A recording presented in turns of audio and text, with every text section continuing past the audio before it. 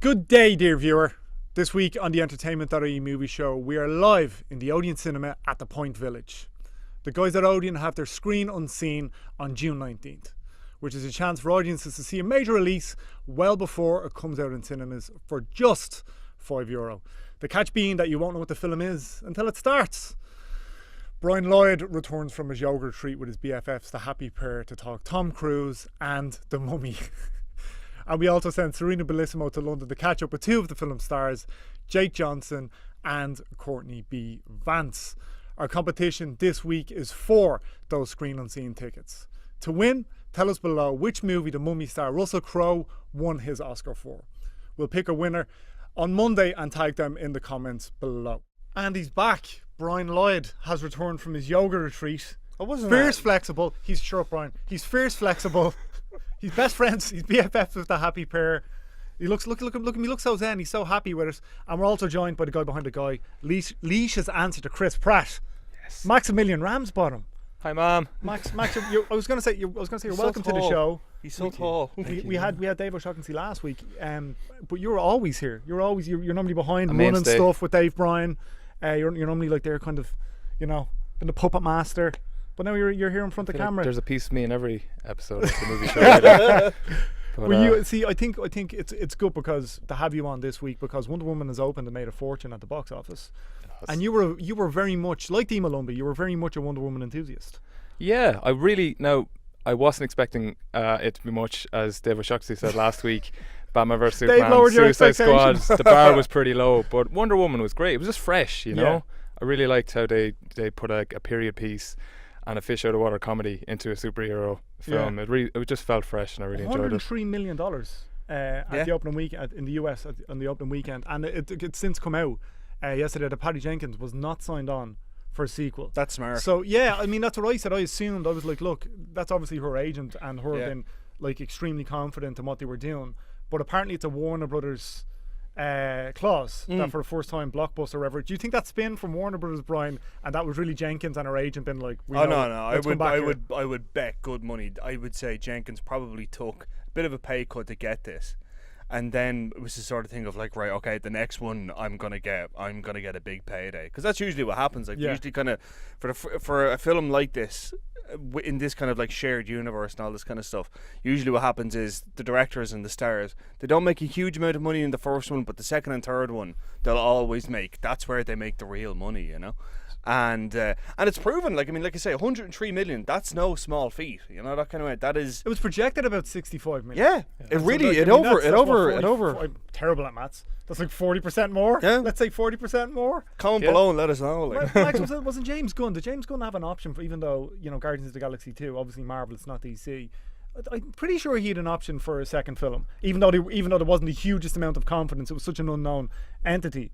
So it seems strange that they wouldn't have signed Patty Jenkins on for the second one. It really is a bit strange. I'm not sure what the game plan is as well. When you look at Zack Snyder, he's been signed on for 3 of them, so it's not as if they had a policy in DC to not bring people back. Snyder, you're going nowhere for 10 years. Yeah, we're just gonna like chain you to something. Like here. I don't know. Maybe like I don't want to read too much of it. Maybe it's the fact that it's the first time a female director has had such a big budget to work from, and she's knocked it out of the park. Like I think it beat. In opening weekend in the US, it beat both Iron Man movies. It beat Man of Steel. Yeah, $103 million, and globally it's opened huge as well. Yeah, and it's smart as well in that sense, Brian, that they kind of have and we're not going to go too much in the review. We reviewed it last week. It's just you weren't here last week. I know you were in Vancouver with a happy pair, and you saw it there. So like Chris Pine, really fun supporting role, and you've got an international cast, so it's going to play well abroad as well. Yeah, absolutely. Yeah, definitely. Yeah, and the fact that and we've said this before on this show, this very show, that Chris Pine, like, I gave out the D last week. I was like, nah, he's not. But like, no, he's not that. Okay, right, fine, right. He's not a great actor. Well, I don't know. I mean, Hell or High Water. Hell or High Water. He was good in this, but I don't think he's better in a supporting role. He's always better in a supporting role, I think. And the fact that the interplay between him and Gal Gadot, I think, was really genuine, that kind of way. Is it a game changer? Is this a game changer? Oh yeah, God, completely. Yeah, that's what I was watching. I was like, I went to see it after, enjoyed it. Yeah, it was a really fun movie.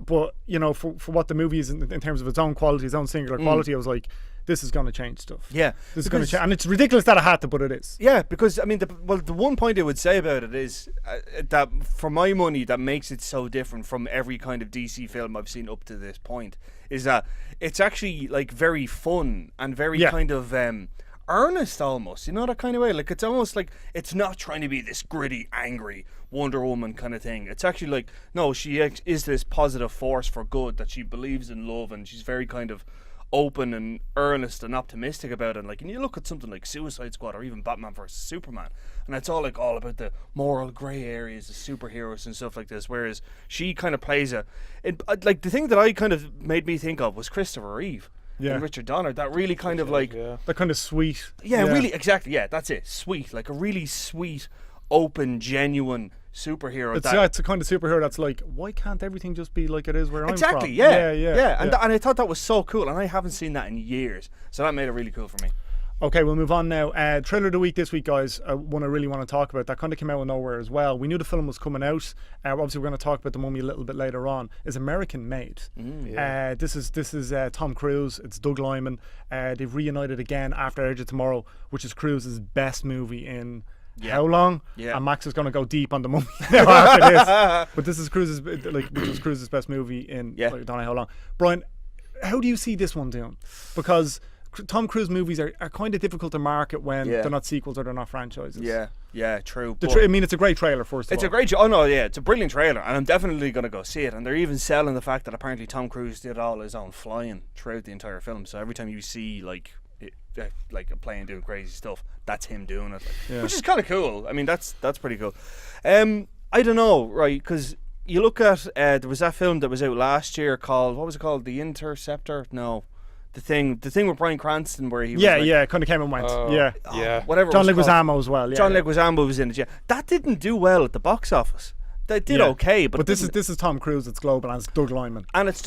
Yeah. But at the same time, I do think these kind of like drug, thrillers like Narcos. It's Narcos. Exactly. Barry Seal is a character in Narcos, Max. And well, look, I hosted a thing with the two guys that were over, the two real DEA agents that were over, and they were kind of telling me stories about, everybody kind of backstage, the stuff they didn't say on stage. Yeah. Barry Seal's story is insane. Yeah. It's insane. He started doing that in the 70s. He started working for the government, essentially. Donald Gleeson in this as well. Yeah, he looks really good. Big part for him. Donald Gleeson looks great in it. Are people going to be, Max, do you think they're going to be worn out after Narcos, or are they going to be hungry for more of this type of content? Well, look, I don't think to be worn out per se. Like, it's like saying with the true crime series on Netflix, people are keen after making Murder for the Keeper, so I think there is definitely a market for it.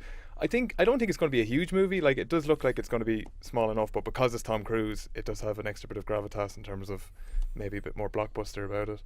But Lyman knows how to direct. He does. He's got a real fluidity with his action. Like the Firstborn movie.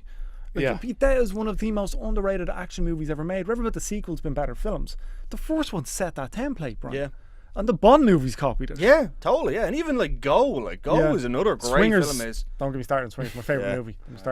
Your money, baby. Your money. But Max is right. Like, I do think it looks like a small film, that kind of way. I think if Tom Cruise wasn't involved in it, this would be like some sort of like small sleeper hit of a kind of a film, that sort of, the fact that Tom Cruise is in it, it's all like, yeah. So I'd be interested to see it, definitely, because I think it's funny as well, the fact that, like, he's did The Mummy, which we'll be talking about, and now he's doing something like this, which is kind of, a little bit, like a smaller. It's got a bit of weight to it. It's got a bit of weight to it. It's not a franchise. He's gone around now when he's promoting The Mummy talking about Top Gun 2, which is the thing that he's going to hang his hat on. That does say a lot.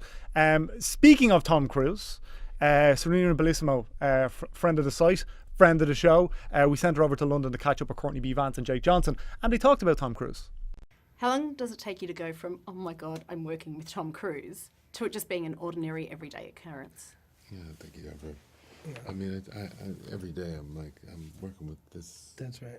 It's every day before you start being around him. Yeah. So when you're going to work, you think like, I'm about to do that scene with Tom Cruise. But then when you see him, he's really present and normal. Yeah. So very quickly you would forget he was Tom Cruise until you meet somebody who just sees him. Yeah. Where you would like be together talking, and then like a crew member who was there first day would walk by like, and you're like, oh yeah, this is Tom Cruise. Oh yeah. Tom. Oh yeah. Tom Cruise. Brian, that's like, it's interesting. Anytime you see anybody who works with Tom Cruise when he's doing the rounds, I know he was on was Annabelle Wallace. He was on Graham Norton last week. He really seems to get on with his movies, his co-stars in these movies, and like that Jake Johnson, Courtney B. Vance there, that doesn't seem any different. No, it doesn't. No, and like to be honest, it always kind of seems genuine. You know, that kind of, cause you know when you do these interviews and stuff like that, they're all like, "Oh, it was great to work with such and such," and like they just repeat that verbatim. But like with him, I think it always does seem to be a sort of situation that he does kind of try to foster a kind of positive atmosphere on set and stuff like that. Like I remember Emily Blunt like was saying, like, you know, he is this person that he's just relentlessly positive, but there was only one scene in Edge of Tomorrow that he was really like kind of like, you know, struggling with it and stuff like that. But yeah, no, it's, I mean, she's like, he's the cruiser, you know. The cruiser. The cruiser. He's been around for years. He's been around for years, been moving star for years. Max, let's talk about this. Okay, you reviewed it for the site. Yeah. This is the start of the Dark Universe. This is huge for Universal. Biggest movie star of all time. Hopefully it's going to reverberate into more movies. You were fine with it. I read your review. Yeah. It's fine. It's grand. I'm sure they look at it. I've seen some of the other reaction to it. Hasn't been very positive. I don't think it's as bad as some people are saying. It's not great though. It could have done with a bit more playfulness and humour. Like, probably shouldn't be comparing it to the Brendan Fraser flick. But you're going everybody's going to do that. Well, people in my generation definitely are going 1999 that came out. Yeah, and like, I loved that whole movie. Like, I thought that was a real romp, you know? Yeah. It had a bit of horror elements, but it had the humour, it had the action, and the chemistry of the two leads just really carried it along, you know? It's really lacking in this one now. It's so overly serious. Is that what it is? Is it because the trailer's funny because it kind of looks like an action movie. It's a blockbuster. It's a blockbuster. Now in terms of blockbuster Tom Cruise effects, running loads. Lots of running through the National History Museum at one point as it's exploding. You know, a little bit around the desert as insurgent forces shoot at him. There is a lot of that. There's this big plane sequence, zero gravity plane sequence, that's absolutely incredible. So in terms of you know, production values, it probably has one up over the last one, but it just doesn't really have enough charm. You know, it relies heavily on Cruise, and I don't think he has enough to go around. This is Alex Kurtzman who directed it. He hadn't really done anything before. Chris Pine, Elizabeth Banks, the drama, People Like Us, I think it was called. I wasn't a big fan of that either now, but did you see that? Yeah. Really? It was on TV one night. Oh no, I remember seeing it way back when as well. I remember, like, because Alex Kurtzman is such a huge writer. Yeah, him and Roberto Orsi, Like, that's what I'm surprised, because I think he's credited as a writer on this as well, and like, he knows how to craft a story. The Star Trek movies, with Roberto Orsi and everything.